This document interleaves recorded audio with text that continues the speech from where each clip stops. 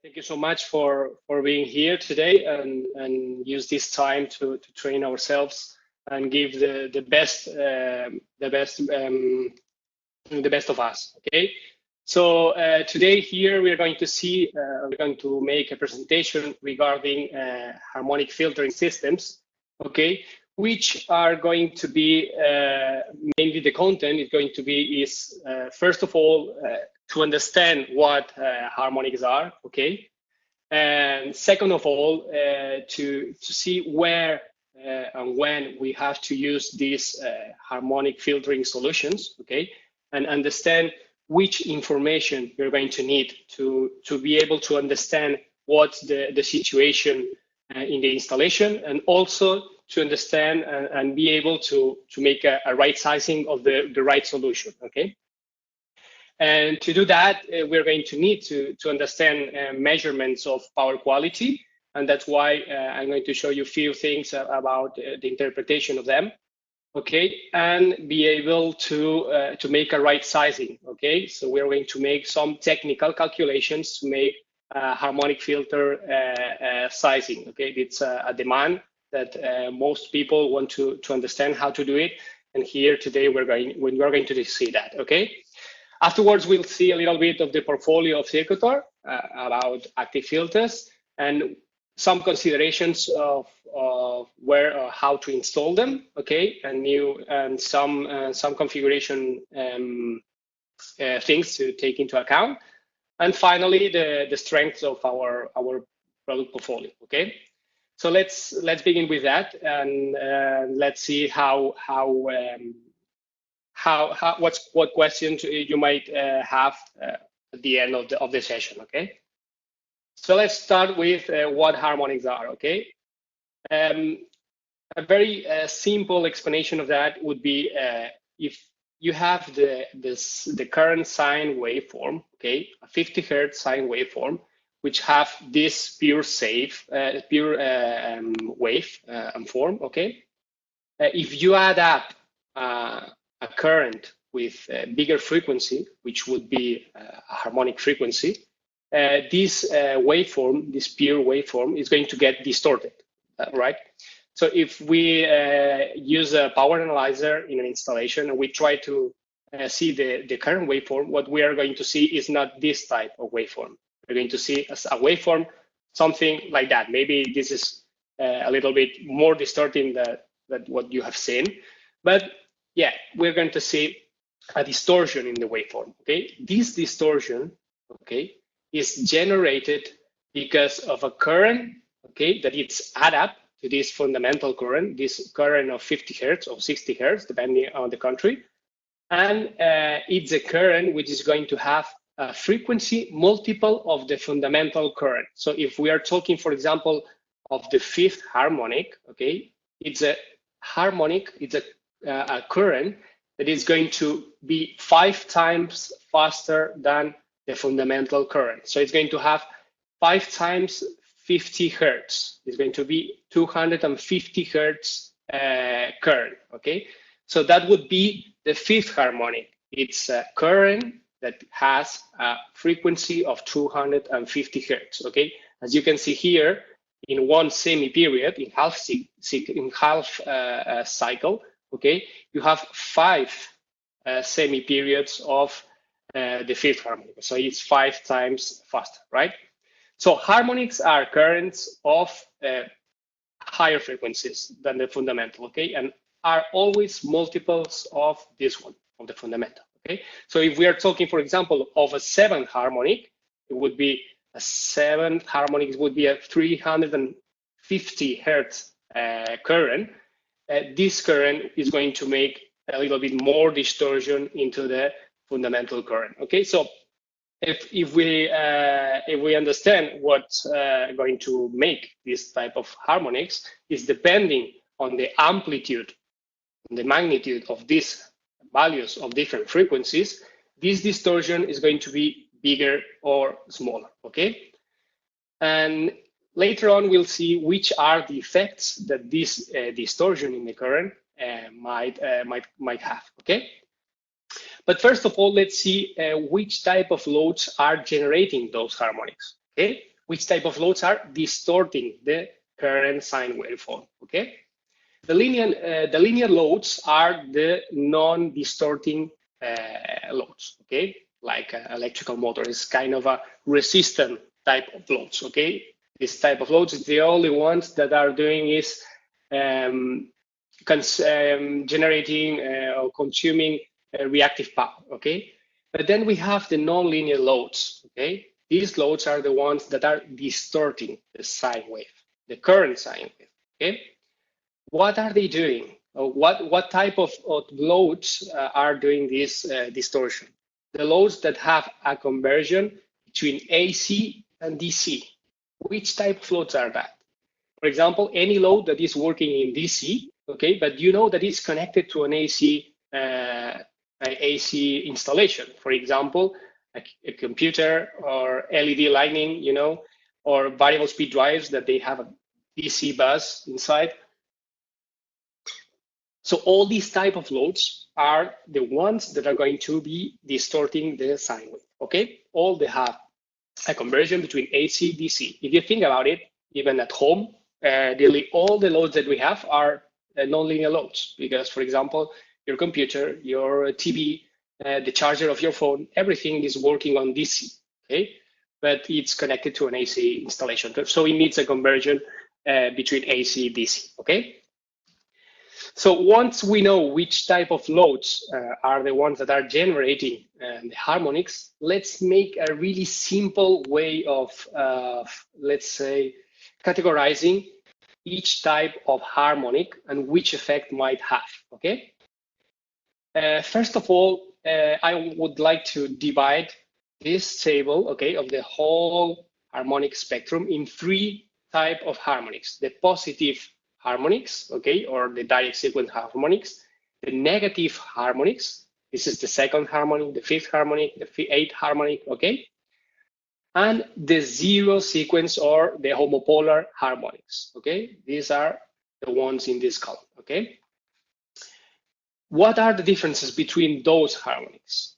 The positive sequence harmonics, well, all of the harmonics, what they're going to do is increase the RMS current. Okay, so if they increase the RMS current, it's going to be everything working hotter. Okay, but let's see what's the meaning of the direct sequence harmonics.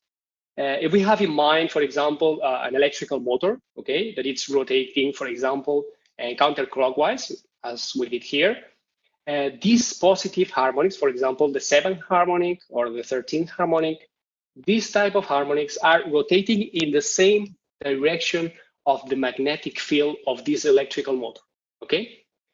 What happened with the negative sequence harmonics? Okay, for example, the 5th harmonic. This is a really known harmonic and it's really present on installations, for example, because of 6 poles variable speed drive. And these type of harmonics are rotating in the other direction as the magnetic field of an electrical motor. So what is going to happen with this when these harmonics are present in an installation? These harmonics, what they're going to do is demagnetize the magnetic field of the electrical motor. So it's going to be like a magnetical, like if you were stopping the shaft of the electrical motor, okay? Because you are demagnetizing the magnetic field, okay? So it would be affecting the electrical motor magnetically, but also, for example, to power transformers, okay? And finally, the homopolar or the zero sequence harmonics, these are the ones that have, let's say, the most negative effect that we'll see in the next slide. It's the homopolar harmonics, as you can see, comparing to the direct sequence and inverse sequence, they are completely in the same phase, same direction.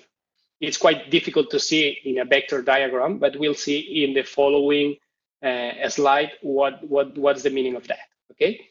But what I want to point out first of all is that the zero sequence harmonics or the homopolar harmonics are the ones generated by single phase loads that are distorting ones, okay? So for example, we could say a single phase variable speed drive, okay, or for example, LED lighting, okay, because it's connected between phase and neutral.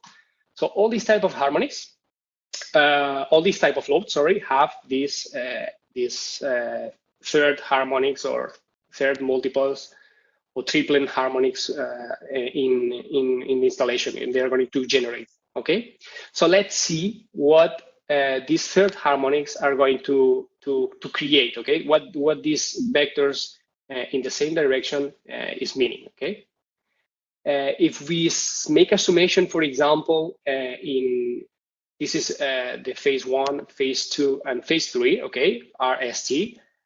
Of the current. If you make a summation in any moment at any time, the summation of all three values, okay, are going to be 0, right? Because maybe this value over here is 250, but here you have minus 100 and something, and the summation of those values and summation of this value is going to end up being 0, right? And this is the meaning of that, because if you have here 100 amps, 100 amps, and 100 amps, if you make the summation of these three vectors, the summation is going to be 0 completely, right? So if we make the summation in any moment of the time, it's going to be 0. But what happened with the third harmonic, okay? As you can see here, this is the third harmonic of the phase 1, okay? As you can see, is 1, 2, and 3 times faster than the fundamental current, right? So it's the third harmonic. This is the third harmonic of the phase R, the third harmonic of the phase S, and the third harmonic of the phase T. If we make a summation in any moment of these three harmonic currents, they are in the same complete value and phase. As you can see, if you make the summation, it's not going to be 0 in that moment. It's going to be 3 times the current of this homopolar phase current. Okay, so what we have to keep in mind is always that we have in an installation single phase distorting loads like LED lighting and so on. We are going to have neutral current. Okay, this neutral current is going to be pure harmonic. Okay, we'll see later on what effects can have these type of harmonics. Okay, so now that we know what harmonics are and the type of loads that are generating them, let's see what indicators we might see in the installation that make us understand that they're having somehow problems because of harmonics. Okay. This is a summary table where you can see, depending on the element of the installation, which effects we might perceive. Okay. One of them might be the power conductors, which are going to be overheated, okay, because of Joule effect and skin effect.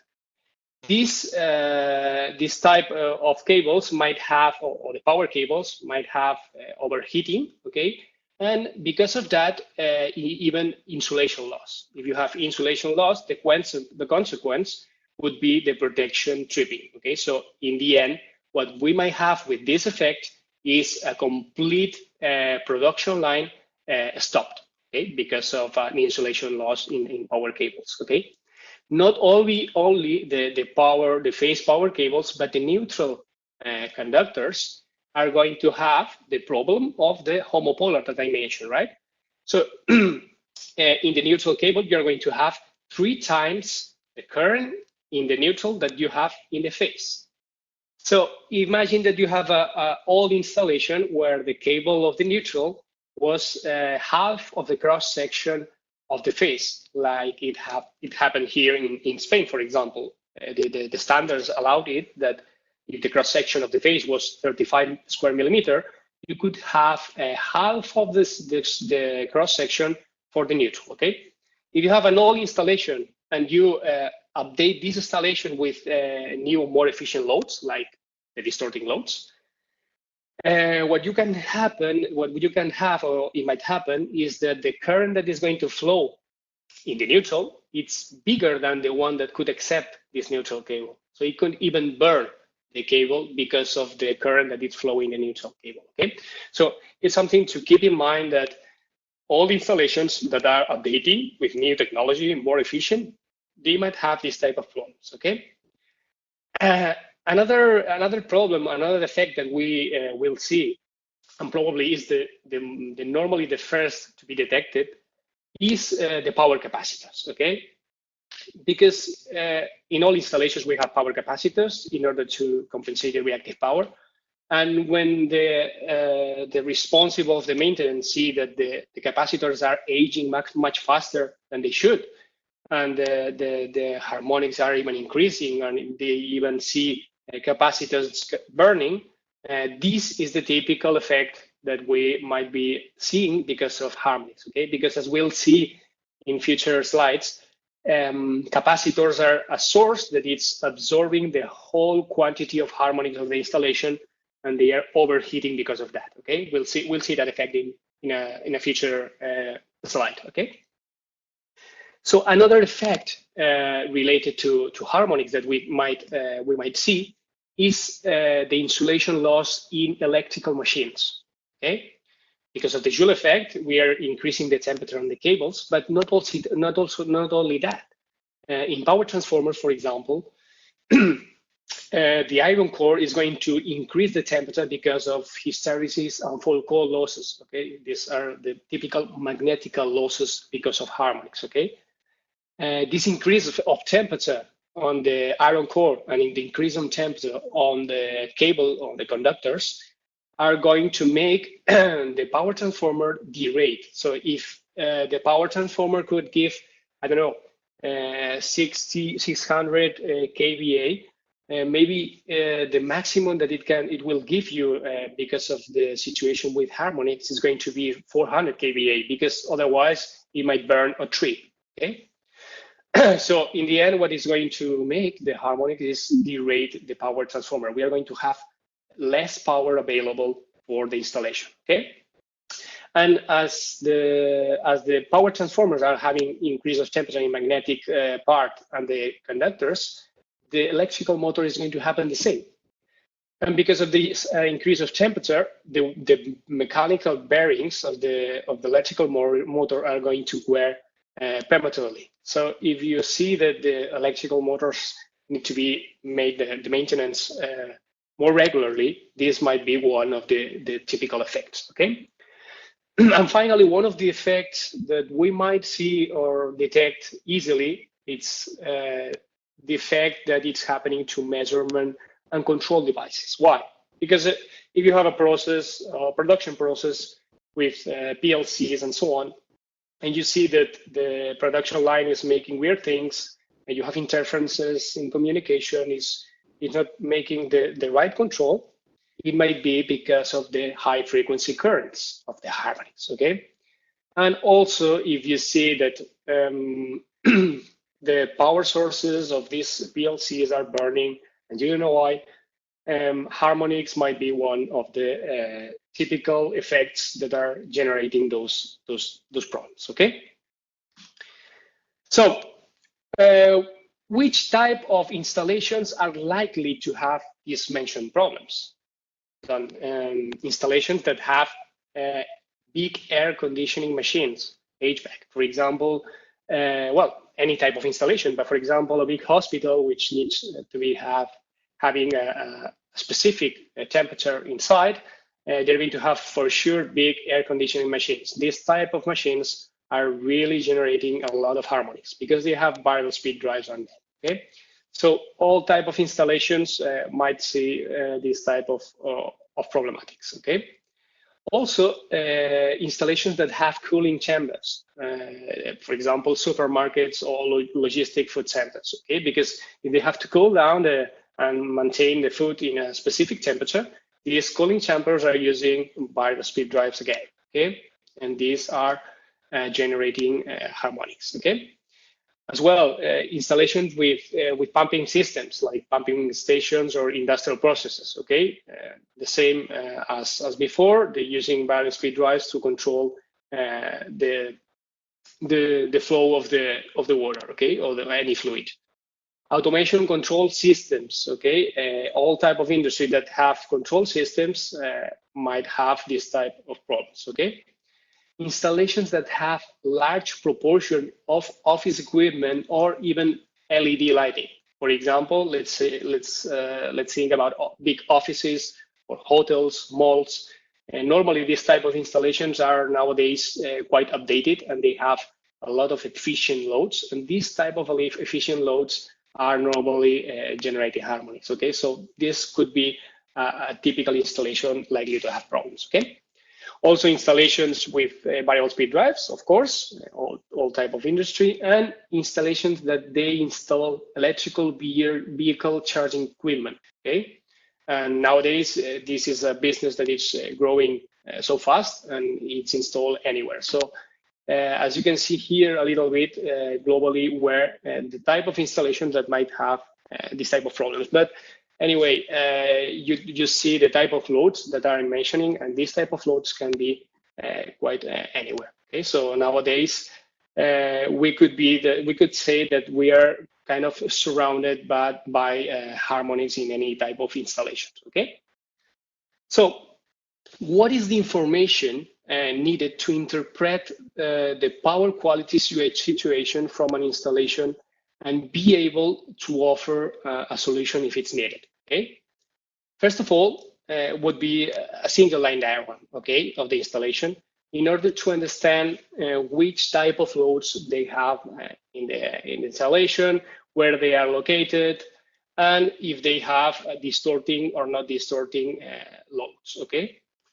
Second of all, is there any capacitor bank in the installation? Of course, there's going to be in most of the installations. Okay, so it's important to understand which type of capacitor bank we have in the installation. Okay, when we say which type, I mean if the capacitor bank is with or without detuned reactors. So if it's protected against the harmonic consumption.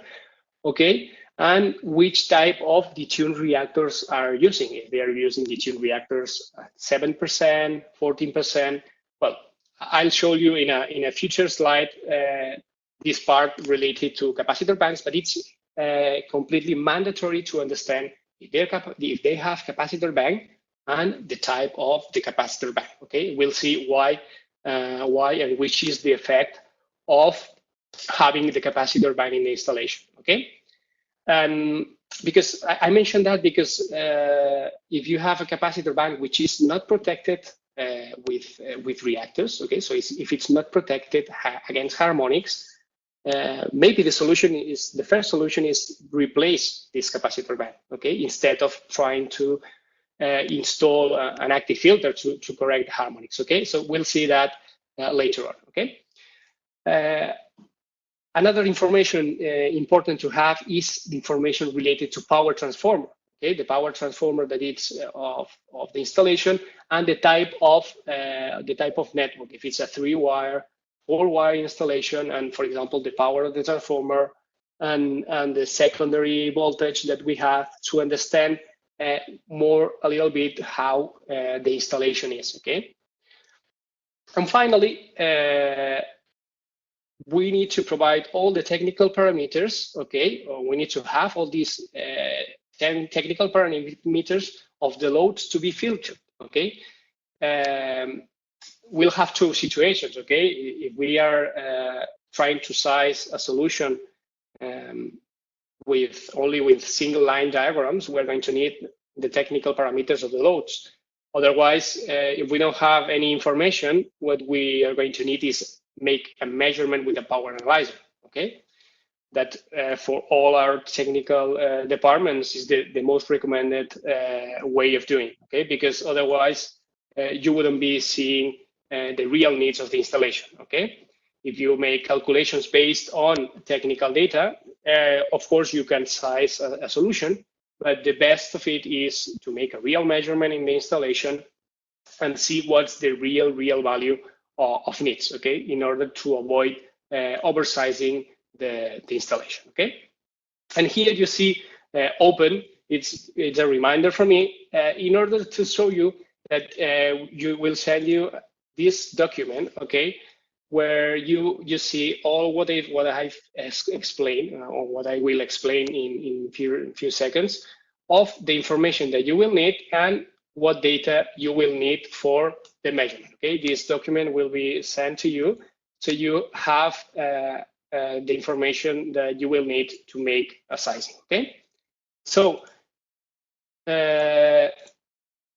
so where do we have to make the measurement? Because the measurement is going to give us the best view of the problem of the installation. Okay, of course, if we can make a measurement everywhere of the installation, would be perfect. Okay, because we have the perfect view of the installation. But the minimum places where we have to make the measurement would be one of them in the distorting line. For example, the line where we have the nonlinear loads. Imagine that we have a process production line with variable speed drives, and we want to make the measurement there, or a HVAC machine, okay, for air conditioning. Then we would make a minimum measurement here to understand what's the harmonic needs or how is distorting the current, okay? And minimum, we would make 2 measurements at mains, okay, in the main sub panel. And in really important what it says here, 1 measurement must be with, and 1 measurement must be without capacitor bank connected, okay? Why do we need that? Because as I said, the capacitor bank is going to have an effect to harmonics, okay? And as I will show you in 2 slides, a capacitor bank might make the things worse regarding harmonics, okay? And you will see a real case on resonance with a capacitor bank, okay? So what we need here is 2 measurements to see with capacitor bank how the capacitor bank is interacting with installation, and without capacitor bank to see the real needs in the mains, okay? And if we see, for example, here that we need 200 amps of harmonics to be injected, to be corrected, and we see that in the line that we thought that was the main line of harmonics, we only see 50 amps of harmonics, and then we understand that there are other lines that are injecting harmonics, okay? That's why we need minimum of measurement, 1 upstream and the other to the line that we think is distorted, okay? And in order to help you, here I show you the typical or the minimum information it would be needed, okay, to be all the electrical parameters that need to be selected on the power analyzer, okay, and even the sampling frequency recommended, the minimum sampling frequency recommended, okay, in order to have a right measurement, okay, in order to detect all fluctuations and in order to make a right analyzing of the power quality of the installation, okay? So now we see and now we know which data we need to measure, where we need to measure, and I'm going to explain you why it's really important to know if there's a capacitor bank in the installation or not, okay? This measurement over here, okay, it's a real measurement of voltage waveform and current waveform, okay? This is a installation where, as you can see, the current is a little bit distorted because they have 7.2% of total harmonic distortion in current. So it's 7%. The harmonics is the 7% of the fundamental, okay? And what happened when we connect a capacitor in this installation? This is what happened, okay? This is a resonance effect. It's a really, really big resonance effect, okay? And this is because when you connect the capacitor bank into an installation that it's distorted, what happened? This is the nature of a capacitor bank. This is the impedance, so the opposition to the absorption of current depending on the frequency. So what does it mean? That when you have when you have high frequency currents, the impedance of the capacitor is nearly 0. So what is going to be the effect? That when you connect a capacitor in a distorted installation with high frequency currents that are the harmonics, of course, these harmonics are going to be absorbed by this capacitor bank, okay? So a capacitor bank is going to behave, let's say, like a black hole, okay? It's going to absorb all the harmonics and it's going to amplify them to the network, okay? So not only the capacitor bank is going to be, let's say, affected, because it's going to absorb maybe 30% more of the current that it should be doing, or maybe 40% or 50% more of the current that it was designed for, but also is going to give back the harmonics bigger to the installation. And that's what we are seeing here. This is the effect of parallel resonance, but we will see a resonance effect. We will see a bigger value of harmonics in the installation, okay? So what's the solution? The first solution I was mentioning before, installing an active filter, because we cannot install an active filter in an installation where there's a capacitor bank without detuned reactors. Why? Because a harmonic filter, for example, what it's doing is injecting harmonics. Yeah, it's injecting harmonics to eliminate the harmonics of the installation, but it's, in fact, it's injecting harmonics. So what would happen is that the capacitor bank, it would absorb the harmonics of the installation and the harmonics of the active filter. That's why the first step always, when we have a capacitor bank without detuned reactors in an installation with high levels of harmonics, is to protect the capacitor bank, okay? To protect the capacitor bank or replace the capacitor bank. How we protect the capacitor bank? Well, we install reactors in series of the capacitor itself, okay?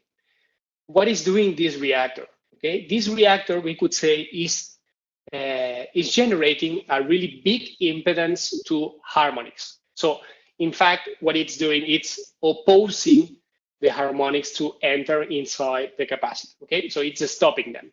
So with this reactor, what we would be doing is stopping the harmonics from being absorbed by the capacitor bank, okay? If we go to a more deep technical way to understand, it would be this slide, okay? Let's see what it means. This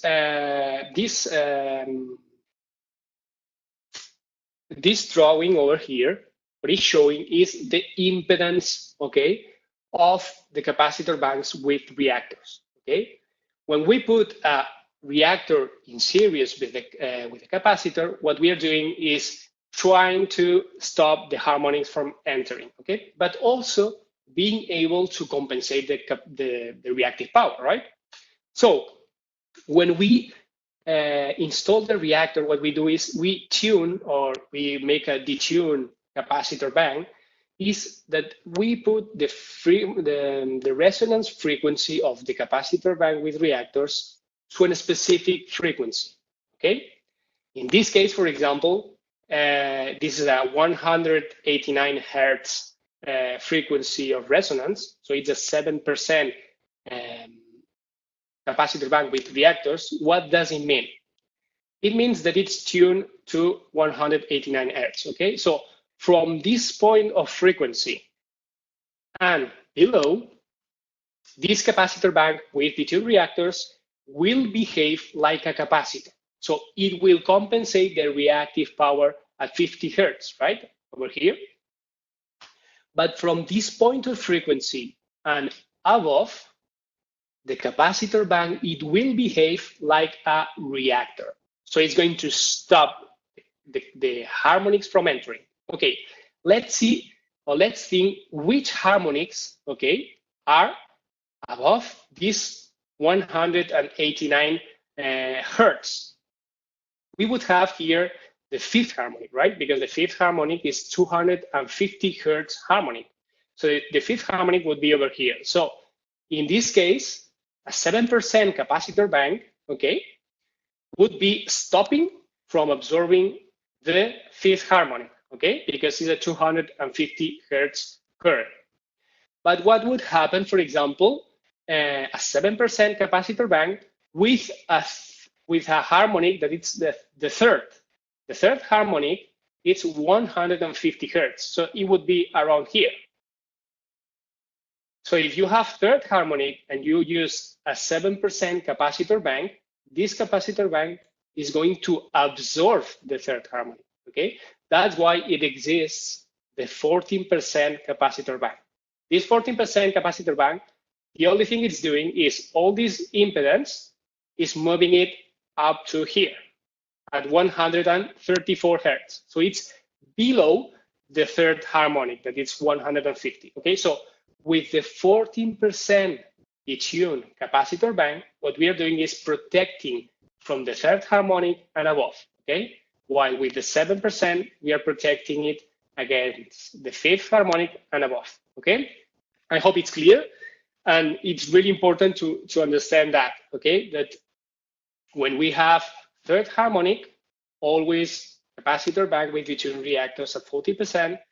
And most of the cases, the most important harmonics are fifth, seventh harmonic, and bigger harmonic, then 7% should be more than enough. Okay. So what I mean is really important. First step, we have installation with harmonic problems, but we have standard capacitor bank. The first step is always replacing it with one of those capacitor banks protected, okay? Because otherwise we will be just making age the capacitor bank faster, and also making things worse regarding the harmonic situation, okay? We will be amplifying the harmonics, okay? So now let's see how we are going to interpret the measurements, okay, in order to make a sizing of a solution of an active filter, okay? This is going to be a quite technical part in order to understand how we size the right solution, okay? As I said before, there's going to be two situations, okay? We're going to have the situation one, where we have a new project, there's no installation, it doesn't exist, but we have single line diagrams, okay? In this situation, okay, or then we have also a place where we have an existing installation with problems, and we want to see which type of solution we might use. In both situations, we are going to use the same equations in order to size the solution, okay? The only difference that is going to happen is that when it's a new project, okay, we will be using data given by the engineering company or the customer with the single line diagram, okay? So we're going to have a list of loads, and regarding this list of loads, we are going to make some guessings of the behaviors of the different loads, how they are going to work, if they are going to work at 70%, 50%, okay? So the formulas are going to be the same, but with new projects, we are going to make guessings. So what happened with guessings is that if you don't have much experience, you might be really oversizing the active filter, the solution, or you might be undersizing the solution, okay?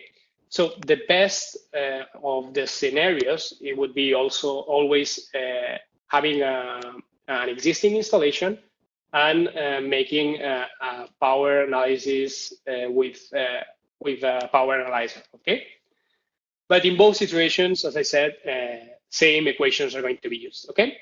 So let's see which equations are going to be used. This is quite a lot of formulas, okay? But I'm going to explain it to you step by step, okay? It's going to be quite simple. As I haven't explained yet, but you will see in future slides, an active filter can have or can make three different functions, okay? One of them is eliminate harmonics, okay? This is what it's made for. An active filter is correcting harmonics. But then it has two more functions when it has extra power, okay? One of them is reactive power compensation. So like it's making a capacitor bank, this active filter, what it's going to do is inject reactive power, okay? Inject reactive current in this case, okay? And finally, the third function that this active filter can have is load balancing. So imagine that you have 10 amps, 5 amps, and 2 amps in different phases. You can make them equal, okay, after this load balancing system, okay?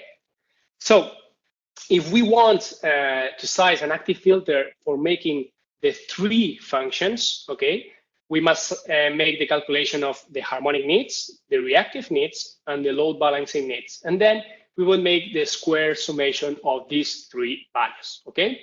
With this formula, we would get the total harmonic needs of the harmonic filter in order to make the three functions at the same time, okay? I will show you an example later on with real calculations, but here I need to explain step by step each form, okay? Then the first formula to calculate the harmonic needs, okay? There are two different ways of calculating it, okay? One of them is if we have the fundamental current, okay? So if we have the fundamental current value in the power analyzer or whatever, then we can calculate it with this formula. But if we don't have the fundamental current, or normally the typical value that we got is the RMS current, the real value of current, the total summation of fundamental plus harmonics, okay? Then we would be using this equation over here, okay? It's pretty easy. This is the RMS current.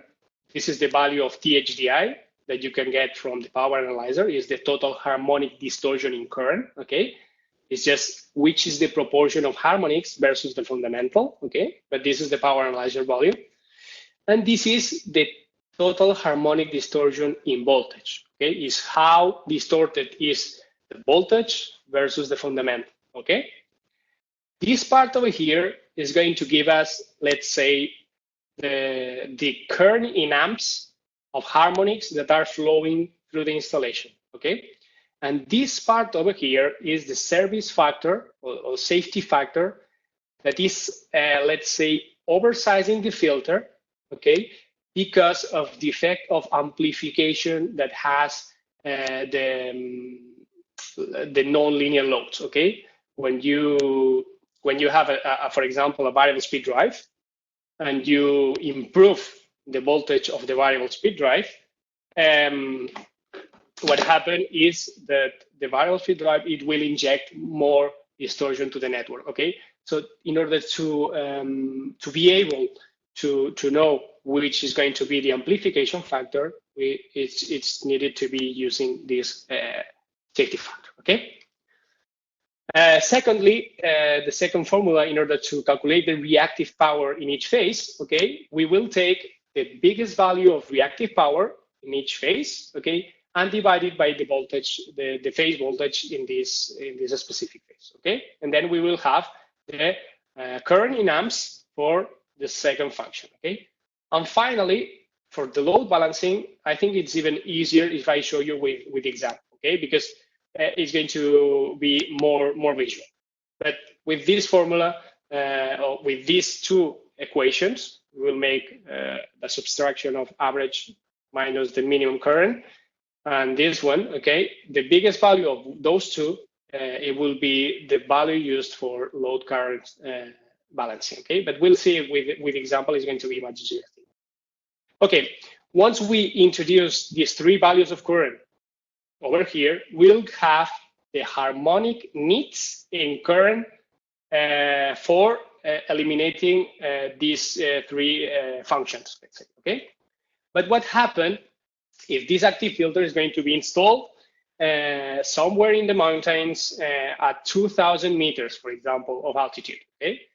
If the active filter is going to be installed in a range of between 1,000 and 3,000 meters, we would need to oversize with this oversizing factor, okay, the harmonic needs. Why? Because it's going to work warmer and it's going to be derating the active filter. So it's going to be derating the capability of injecting. So if you don't want to make the filter short, you need to oversize it with this factor, okay? But what happened also with the temperature? If the active filter is going to be installed, for example, in an electrical room that we are sure that during summer is going to be working maybe over 35 degrees, okay? So if the range of temperature is between 30 and 45 degrees, then we need to calculate this oversizing factor as well. Sorry, this is the other way around. Sorry, this is the temperature is over here and the altitude is over here. Okay, So we would be calculating the ambient temperature factor, okay? And introducing it here and multiply it. Then with this value, we would be getting the final needs of current injection, okay? But let's see a real example because I think that it's going to be much easier, okay? Here we have an example of a customer which asked me for sizing of an active filter for an HVAC installation, okay? In this installation, he needed this harmonics, reactive power compensation, and load balancing, okay? So if we get the maximum moment with the maximum absorbs, the maximum point of consumption, current, okay, and we use it in order to calculate the harmonic needs, normally it works at 90% of the cases. But the best solution to make the calculation, and it's how in Circutor we do it, is making this specific calculation for every single second of the measurement. And then we would be able to make a graph, okay, of the real harmonic correction needs. And this is the real example, okay? Here we have made the calculations, okay? This same calculation, but in real time, in every single second of the measurement, okay? And then we have made a graph. As we can see here, we got the result of harmonic correction of 130 amps, okay, at maximum value of consumption. But as you can see here, when we make the sizing with the real-time values, we get the worst combination of the multiplication at 145 amps, okay? So it's a little bit higher. So in this case, taking the maximum current value, it wouldn't get us the real value of harmonics, okay? But normally this might work, let's say 80% of the cases, okay? But not always the biggest moment of consumption is going to give you the biggest or the worst case scenario harmonic needs, okay? So here we have the harmonic needs already, okay? Let's see how we calculate the reactive power. When we graph the inductive consumption in each phase, we see which is the worst scenario value of reactive power. Then we divide it by the single phase load.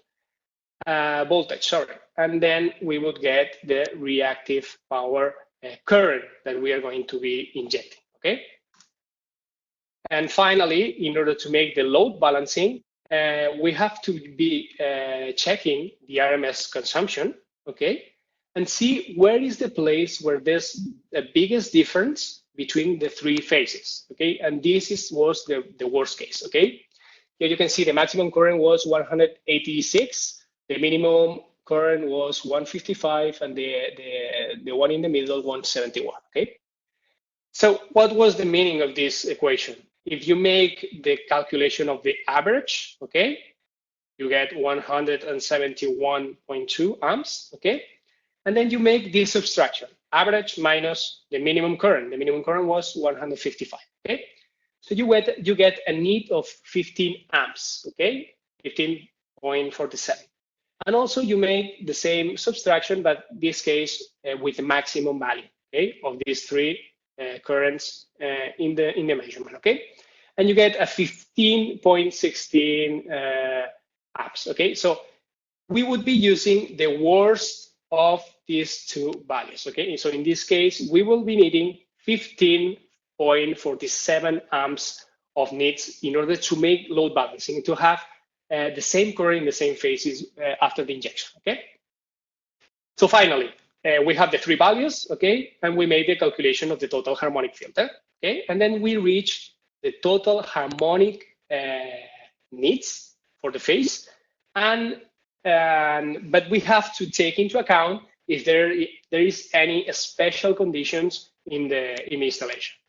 Special conditions were temperature or altitude, right? In this case, they say it was 2,200 meters of altitude and 42 degrees C, okay, Celsius. So if we make the calculations of the different factors, we multiply it by the total harmonic current needed, we would get 175 75 amps of harmonic of harmonic filter needs. Okay. So once we see which is the total needs, we have to check which is our portfolio that I will show you shortly. Okay. In this case, I can tell you that it will be a 200 amp cabinet type active filter. Okay. But we have two types that we will see. The one that is 3-wire and the one that is 4-wire. Okay. The 4-wire is only used when we need to eliminate the harmonic currents flowing through the neutral, right? Because you have neutral connection. Which were, I don't know if you remember, which were the harmonics generated by the single phase loads which were having neutral currents. And that's why we need the 4-wire device.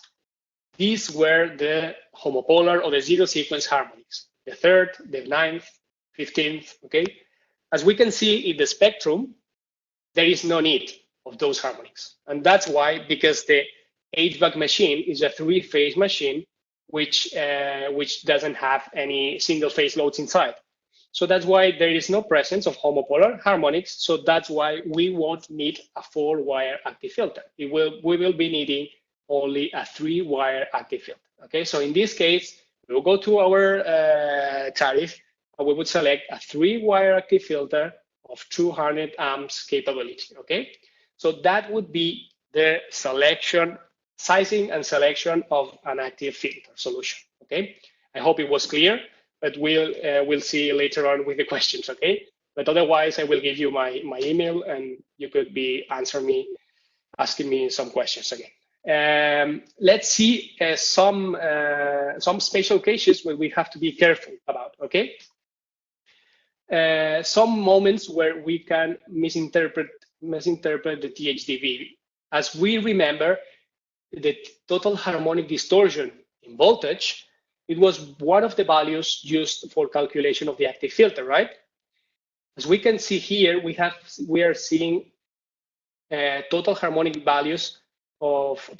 distortion values of voltage really high, 23, 25%. They are really high. Normally in installations, I mean, higher than 9%. I mean, I would recommend you to call us directly because they're having a really big problem. Okay, but these values over 10%, it's not even trustworthy, this information. Okay, and that's why I want to show you this example. This is the formula of the total harmonic distortion in voltage. Okay, this is the harmonics, and this is the fundamental voltage. Okay, what is happening here? This is the voltage. Okay, this is the voltage of the installation. They're having huge voltage drops, right? So the fundamental voltage is dropping drastically, right? So what happens if we reduce drastically this fundamental voltage? The THDV in voltage is going to increase. So these values over here are not real, okay? This is a misinterpretation of the voltage drop of the installation. So this installation has a complete different problem, okay? This is another example of special installations, okay? And another special installation would be this one, okay? Installations where they have big DC converters, where they generate big notches in the voltage, and they are repetitively generated in 4 or 5 milliseconds, and they are really big notches. Under these situations, an active filter cannot be working, okay? Because it's like the voltage is not under control, okay? And it wouldn't be working, okay? So any installation that you see such a big notches, okay, and repetitively in few milliseconds, okay, take that into account and let us know, okay? So in order to be able to help you, okay, if you send us a measurement done with one of our power analyzers, especially MyVox is one of the latest best power analyzers of the market, okay, we will be able to give you an added value. Why? Because we will be starting giving you assistance starting from the measurement, okay? How you need to do it, where you need to do it. And after that, when you send us the data from the power analyzer, we can make you a power quality analysis, okay? So if you send us the data, we can make an analysis and show you what is the solution needed or what are the harmonic needs or whatever, okay? And finally, we can give you the product which is going to give you the final solution, okay? So we can complete the complete value of chain in power quality solutions, okay? So let's see pretty fast what's the active filter range, okay? Because I think I've been taking so much time now. We have the wall-mounted range, okay? 30, 60, and 100 amp active filter, okay? And this is the rack type cubical active filter, okay? Each rack is 100 amp capability, okay? As I said before, we have 4-wire and 3-wire. 4-wire is going to be needed when we have single phase distorting loads, okay? Homopolar currents, remember that, because we need neutral connection, okay? And these active filters can work in this range, this complete range of voltages, okay? As I explained before, an active filter can make 3 functions, okay? Harmonic mitigation, power factor correction, and phase balancing. This would be the final result, okay? Let's see some technical features important to keep in mind, okay? The active filter is able to correct inductive, but also capacitive reactive power, okay? So it's really important to keep that in mind. In those countries where capacitive it's a problem and you can get a penalty because of it, okay? Really important, these active filters use 3 current transformers in order to read the current in each phase, of course, okay? These current transformers must be within the secondary of 5 amps, okay? It's really important to keep that in mind, okay? And also to understand that the maximum altitude, okay, those for South America special, is 3,000 meters, okay?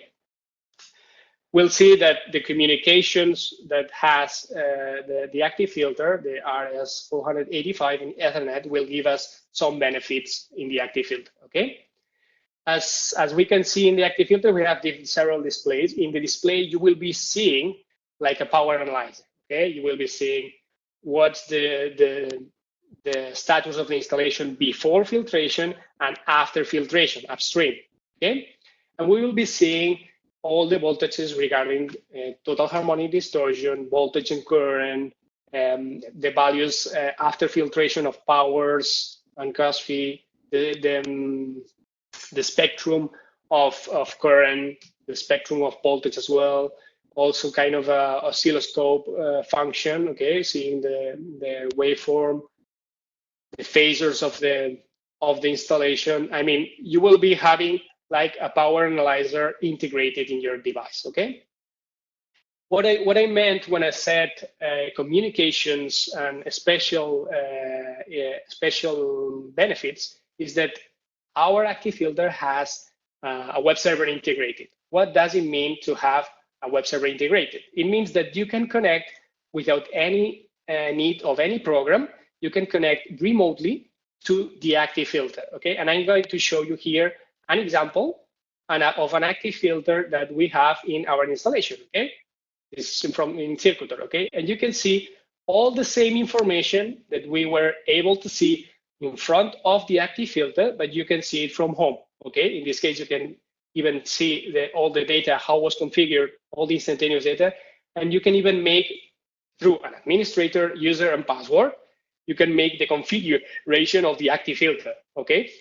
Or even download reports from the active filter, okay? So making this control of the active filter remotely is going to give us the opportunity to give assistance to the customer or even make commissioning remotely, okay?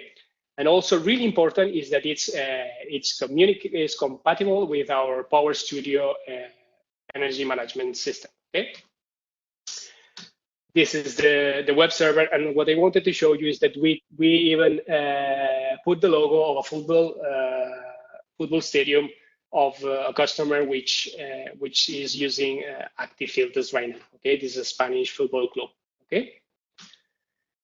Let's see some of the functions, the main functions and benefits that is going to give us. Okay, one of them is that it allows us to identify the status of the installation. How? With this data logger. This data logger that it's saving all these electrical parameters during 7 years. Okay, with these 7 years of information, you can identify how the installation is behaving as well. Okay, so it's going to give you this perspective without the need of any power analyzer. Okay. Also, it will help you to find even the root of some problems thanks to alarms and consideration pop-ups that it has the same active filter. Okay, it will show you if there has been, I don't know, over voltages or events like that, so you can understand what is going on in your installation. Okay. As I explained before, when you have an installation with bigger temperature than the normal working temperature, the active filter, we have to oversize it, right?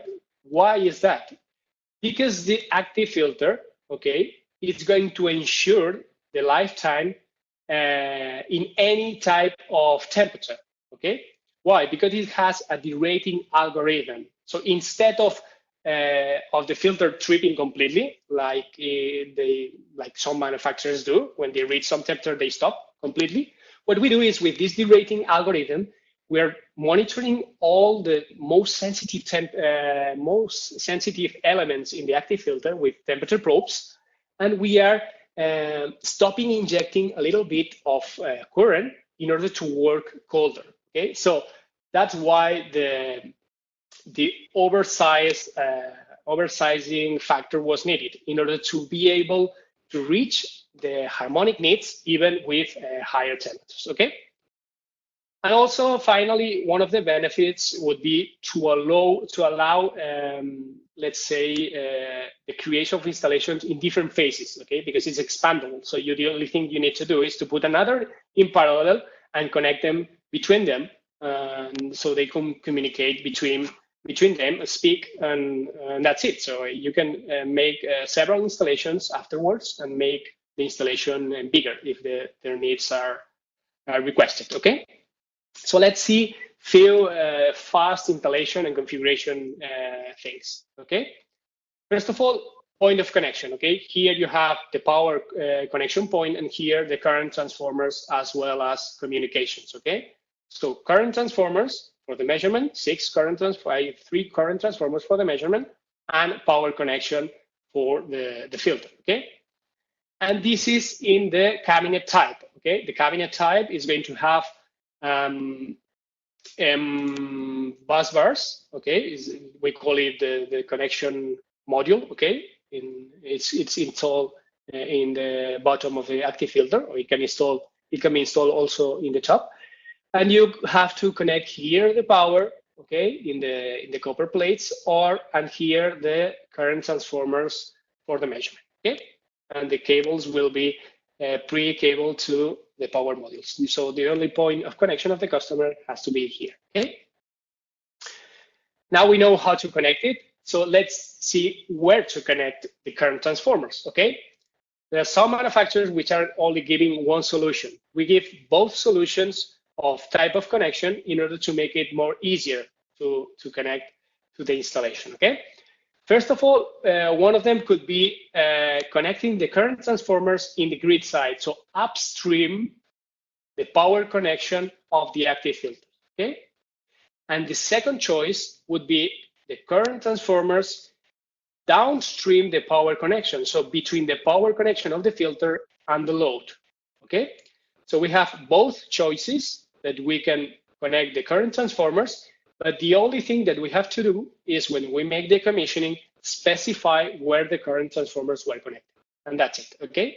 So it gives you the easiness to connect the current transformers where they are needed, okay? Just because of space or whatever is needed, okay? Well, another consideration regarding the installation of our filters is the top panel. Okay, we send the active filters with the top panel flip down because it's going to be easier to be lifting and handling the filter, and also for transportation costs, it will be more compact volume. So it's much easier to send it like that, okay? But finally, before making the commissioning of the active filter, we have to make sure that this top panel is flipped around, okay? And the non-slotted part is in the front, okay? Because otherwise the heat would get out from the front and will be absorbed by the first rack module, okay? So it will be getting heat from in the input of the rack, okay? This slide is not to show you how to make the codification of the filter, okay? It's to show you few main optionals that we have on these active filters, the floor-mounted cubicle model, okay? Really important to keep in mind that, well, we are able to connect, we are able to increase the IP protection to IP41, okay? We are also able to have top entry for the cable. So this bus bar that you saw below in the previous slide can be on the top, okay? And also you can be having an optional with a circuit breaker, okay? The circuit breaker will be installed up to the models up to 300 amps, okay? The 400 amp filter is not possible to install it because there's not enough space, okay? And this optional of having bus bar for 300 amps or 400 amps is easier to explain like this. These bus bar modules, okay, are sized in order to be able to allow the expansion of one module more. So in case you have a 100 amp, so only one module here, 100 amp cubicle active filter, you would be able to install a second one, okay? Because these copper bars will be prepared for 200 amp. In case that you have a 200 amp filter, these copper bars will be a 300 amp copper bar prepared. So it's always going to allow you the expansion of only one module more, okay? So in case that you want to make an active filter constructed in few phases, and you want to install maybe only 100 active filter, and later on expand it up to 400 amps, and you can ask for the bus bar special for 400 amps because you know it's going to reach these maximum values of current, okay? So you keep in mind a little bit the few optionals. Another important thing is the type of packing, okay? We sell many filters here in Spain, and we have standard packing, which is with the short code, okay? With the international packing, which we want to make sure that the packing is with wooden cage and so on.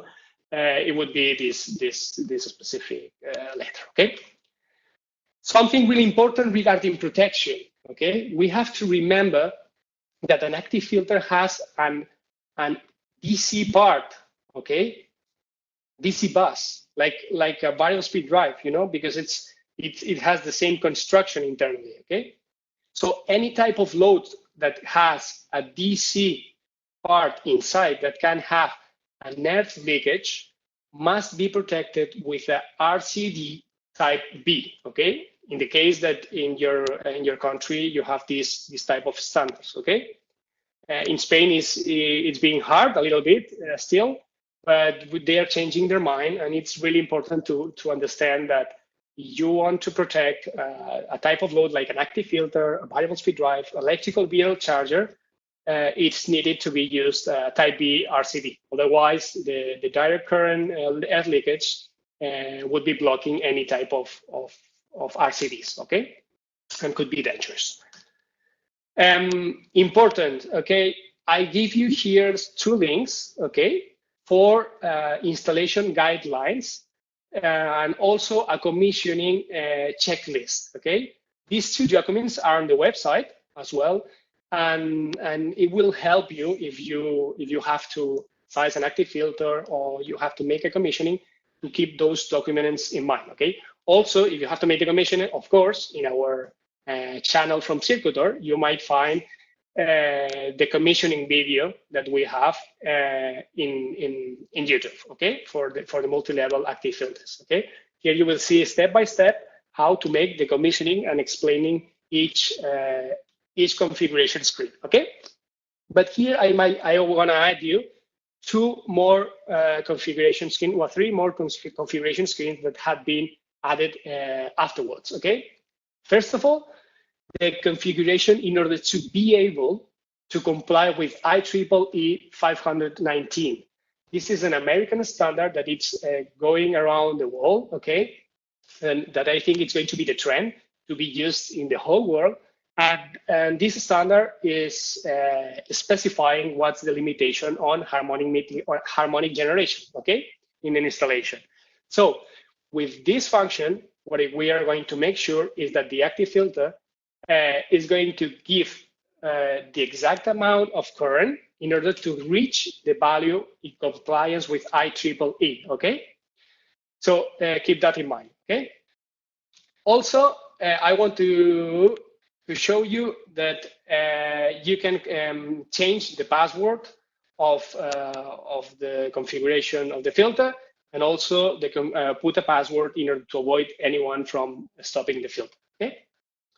And finally, one of the new display screens that I think is quite interesting is to show the absolute value of harmonics, because in this way, we are able to see what's the correction, if it's working, if it's not, okay? Especially because if customers just take a look into the THDI, they might be misinterpreting or misinterpreting the information, okay? Because if you compensate reactive power, you would be reducing the fundamental current. So the THDI would be increasing, for example, in that case, okay? So they would be thinking that the filter is not working that, or is not compensating that, but it might be a visual effect, okay?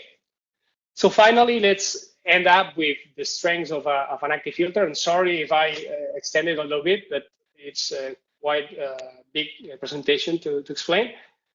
Let's point out the unique selling points that are going to be important for you to know, okay? That active filter AFQM is the one that has a biggest expansion capability, okay, in order to be extending the capability of the active filter, so you can connect more filters in parallel. It's one of the fastest in response time of the market, okay, and is also one of the most optimized in weight and the most compact in the market, okay. So it's easier to be installed because the weight is lighter and the space it's going to be much smaller, okay. Is one of the most efficient in the market, and as well one of the most silent, okay. So if noise is a problem, ours has this reduction in silence, and especially we have certificate from external laboratory showing our tests that some manufacturers might not have these certificates, okay. Important to have that in mind that we can comply with IEEE, okay, and especially that we are the unique that we integrate a web server, okay, that we don't need any program for the monitoring of the active filter, okay. Remember about the rating algorithm, okay, that it's not making the active filter trip before stopping, and remember that we are an active filter which complies with EMC regulations. This is really important because in some markets, the EMC is not a standard to be taken into account. So you might find some manufacturers which doesn't have EMC filters. So they wouldn't be complying with EMC regulations, okay? So for the European market, for example, it's mandatory to have this compliance, okay? And we have these equipments certified by external laboratory, okay? And what we want you to know is that we are one of the best European active filters, okay, with the most competitive position price-wise, okay? So this is what I wanted to explain, but sorry, I want you to listen just a few seconds more, okay? Because I think an image is worth 1,000 words, okay? With this real case, you will see how the three functions can be done with an active filter, okay? This is an example of a supermarket, okay, where we installed an active filters and a power analyzer upstream to see what was the result, okay? And this was the result. This is the RMS current, okay, of the consumption of this sub panel for the cooling chambers, okay? All these refrigerators for the food, okay? This part over here, the first week, the active filter was working, and this part of the over here, the week, the filter was stopped, okay? You can see how the RMS current is much bigger, and also how the neutral current, the yellow one, is the same value as the phase, as I told you before, with homopolar currents, okay? So we have here neutral current as with the same value as the phase, okay? This is the THD-I in current, so the distortion in current, how it gets with the filter, okay? And this is the spectrum, the harmonic current, the spectrum with the filter working and with the filter stopped, okay? And finally, how the current sine wave gets without being filter working and with the filter working, okay? And this is the neutral current consumption. Okay? So you can see how the filter can make the neutral mitigation current, okay? So this is time for questions. Sorry for being extending my time here.